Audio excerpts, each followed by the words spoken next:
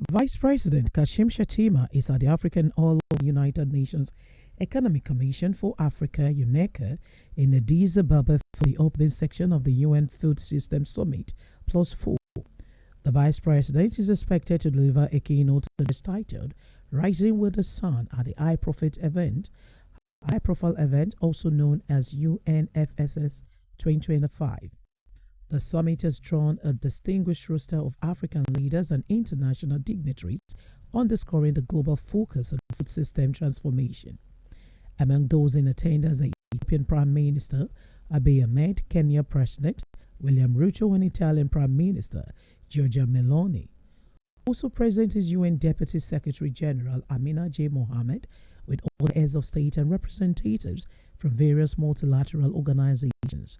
A statement by Shettima spokesperson Sterling Quarcher on Monday, July 28 read, Vice President Kashim Shettima, #official SKSM, has arrived at the African All of the United Nations Economic Commission for Africa in Addis Ababa for the opening section of the UN Food System Summit Plus 4, #UNFSS 2025.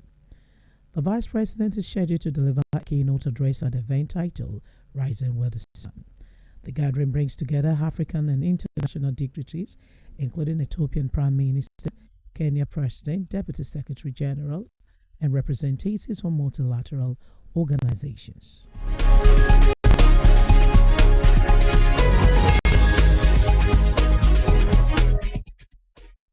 The federal government has granted a newly established Nigerian Revenue Service the legal authority to borrow funds for its operations from any source.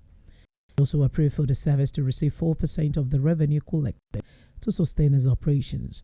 These details were revealed in the signed copy of the Nigerian Tax Act 2025 obtained by our correspondent. Recall that last month, President Bola Tinubu signed the Tax Administration Act 2025 into law after months of intensive deliberation.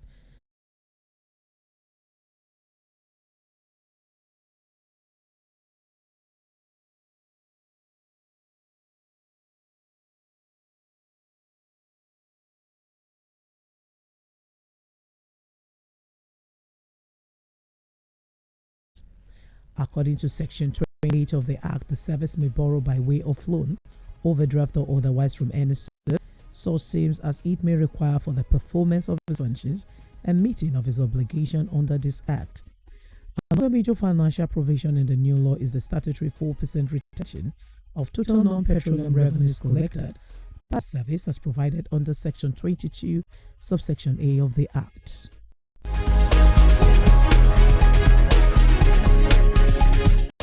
The House of Representatives have proposed a single day for the conduct of the 5 elections in 2027. If the proposal is upheld, the reviewed Electoral Act would empower the Independent National Electoral Commission (INEC) to simultaneously conduct the presidential, senatorial, House of Representatives governorship, and House of Assembly polls in one day. Other amendments being proposed by the lower chamber of the National Assembly include the payment of 50 million naira by political associations seeking registration as parties, restriction of presidential election expenses to 10 billion naira, conduct of elections 120 days before the expiration of the incumbent term, and determination of election petitions within 90 days after the service. The House also took steps to end series of by-elections arising from resignation and death of elected members of the State National Assembly, proposing that parties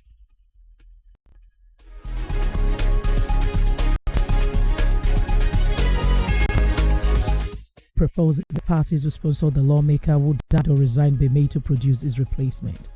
The Electoral Bill 2025 titled the Brief One Act to repeal the Electoral Act 13/2022 and to enact the Electoral Act 2025 to regulate the conduct of federal, state, and area councils and the Federal Capital Territory elections and for related matters, has passed through the second reading in the House. The bill, sponsored by the chairman of the House Committee on Electoral Matters, Bayo Balogun, representing APC Lagos, also seeks the payment of an administrative fee of 50 naira by 50 million by political associations before the application is processed.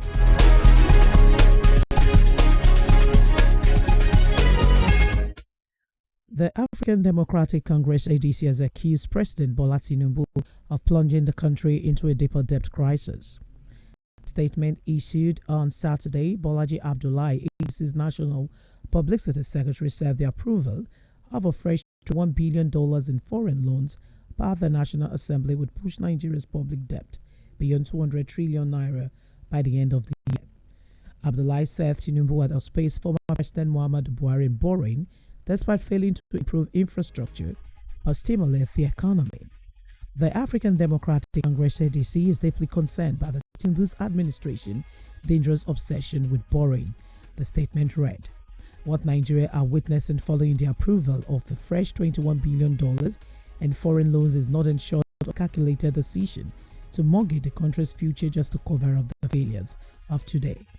Abdullahi said Buhari borrowed an average of 4.7 trillion naira annually, but Tinubu's government had raised that figure tenfold.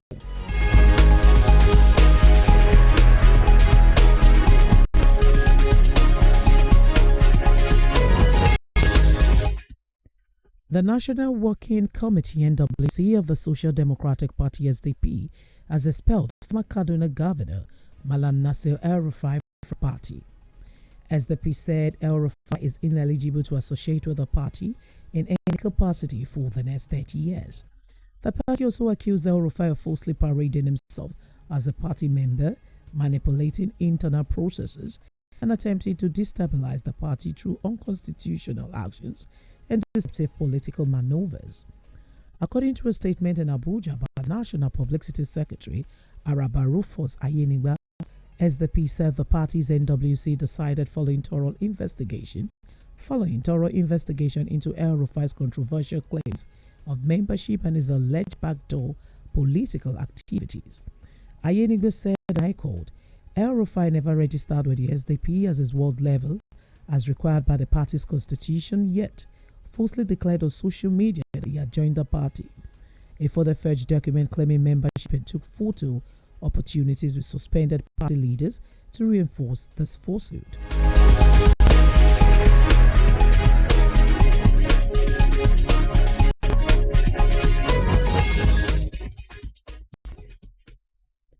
The National Association of University Students (NAUS) has demanded urgent action from the Ghanaian government to protect Nigerian students and citizens in Ghana amid rising xenophobic tensions and protests in the country.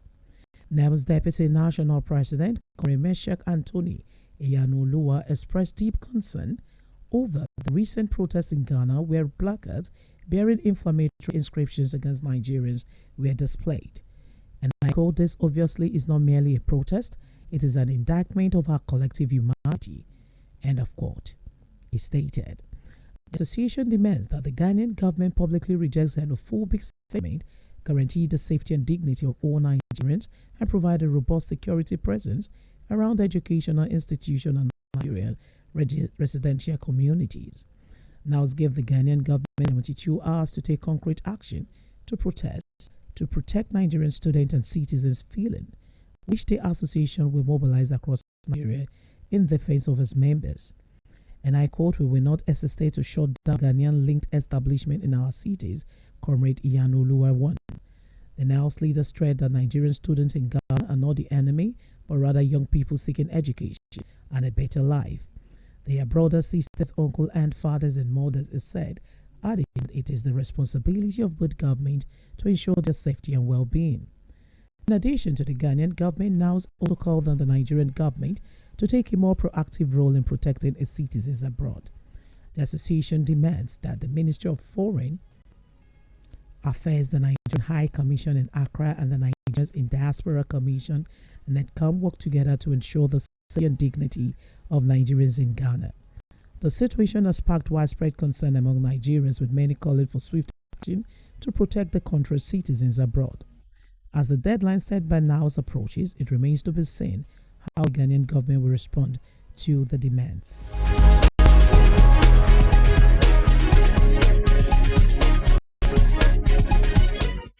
Bauchi State Government has inaugurated an investigative committee to probe the cause of violent clashes between herders and farmers, leading to loss of lives and property in Arazol local government area.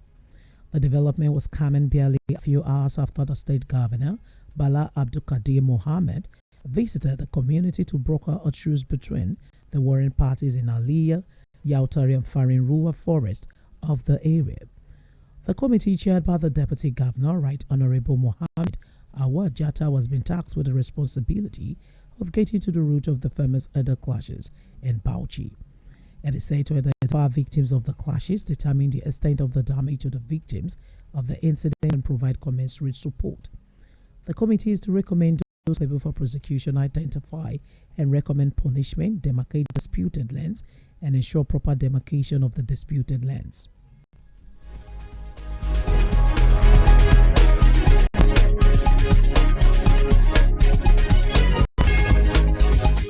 Here in Lagos, the entire Lagos State and parts of Ogun, we experienced a 25-day power outage starting from July 28, power distribution companies have said. The action of Nigerian Electricity Distribution confirmed that the disruption was a result of maintenance work to be carried out by the Transmission Company of Nigeria, otherwise known as TCN. Electricity supply will be cut off daily for 9 hours from 8 a.m. to 5 p.m. starting from Monday. Speaking on Monday, ANED Chief Executive Officer Sunday Oduton said the power disruption would affect the whole of Lagos, some part of Ogun like Shagamu, Ogido, Abeokuta, and others.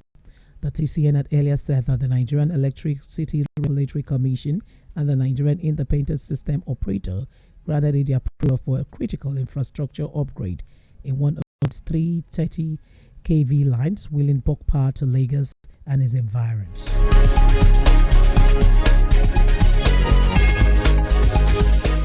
Still in Lagos, Lagos State Task Force has arrested and prosecuted 6 suspected fraudsters who allegedly swindled unsuspecting victims under the pretense of selecting a lucky number in exchange for a non-existent Android phone. The suspect, Amaike Nelson, 43 of Chief Lane, Alabarago Kenneth Okwana, 56, Ogolusegun, 63, Ogologo B, 29, Goodluck Abel, 28, and Oluwafumlayo Adebimpe, 19, were apprehended following credible intelligence report. The Lagos Task Force accused the suspect of defrauding a 19-year-old student, Rukayat Kamilu, of a phone and personal belongings after deceiving her with their fraudulent tactics. According to the victim, she was passing by when an elderly man, later identified as Okuntade Olusegun, approached them, pretending to be a bystander seeking help to pick a lucky number from a display presented by the group. Upon losing the name, a phone was seized and the group swiftly fled the scene. She was also threatened with a sum of 100,000 naira to get a phone back. However, swift intervention by the task force led to the eventual arrest.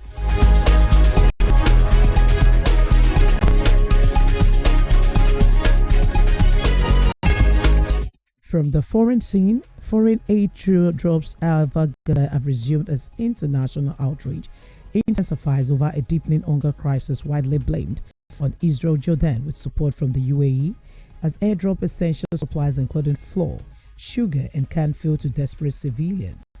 The World Food Programme warns that a third of Gaza's 2 million residents have gone days without food, while nearly 500,000 face famine-like conditions. Shocking images of emaciated children have circulated globally, prompting strong criticism even from Israel's closest allies over the ongoing war and the humanitarian catastrophe it has triggered. UN High Commissioner for Human Rights Volker Turk called the situation dystopian, citing over 1,000 people killed while trying to access food since late May.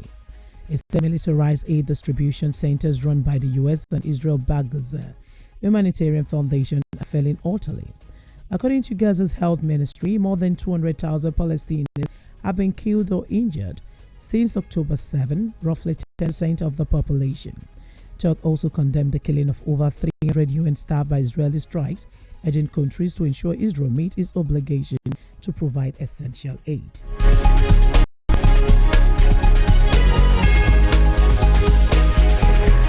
Talking sport, African champions, the Super Falcons, will arrive in Abuja, the country's capital, today for a trophy parade before meeting with President Bola Tinubu at the presidential villa following the victory over Morocco in Saturday's WAFCON 2024 final, the NFF has announced.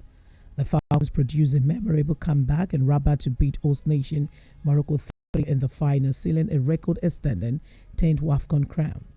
According to the Nigerian Football Federation, the 10-time African champions are scheduled to land at the Nnamdi Azikiwe International Airport midday with the Heroes welcome and a celebratory parade planned across key parts of the capital territory.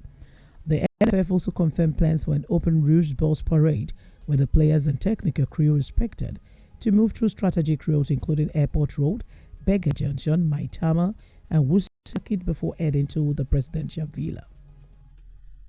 President Bola Tinubu said he can't wait to receive the WAFCON trophy, assuring the Super Falcons of a befitting celebration when they arrive from Morocco. Tinubu shared in the celebration of the team a video call with them and their officials on Sunday, and I quote, "As a team, we are very proud of you. The entire nation is proud of you. You lifted our spirit, and we are all very happy," Tinubu said. "You will be celebrated, and I congratulate all the coaches and the management of the team, including the ministers and officials. To set the record of victories for the 10th time is not a small feat for the country and continent as a whole. Safe journey back home, enjoy yourselves, and have injuries," end of quote. When Captain Rasheedat Ajibade also appreciated the president for approving the payment of their bonuses and promised to present the trophy in Abuja, Tinubu also responded, "Good, I am looking forward to that."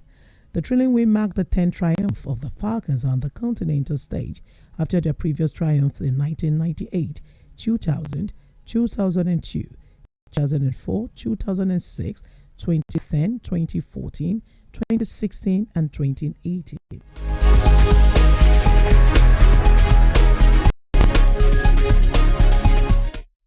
It's a wrap on Champion News at 12. Many thanks for listening. Join us again at 3 p.m. for our Metro News in Pidgin and 7 p.m. for our World News in Yoruba language. I am TERSA Adeyemi. Good afternoon.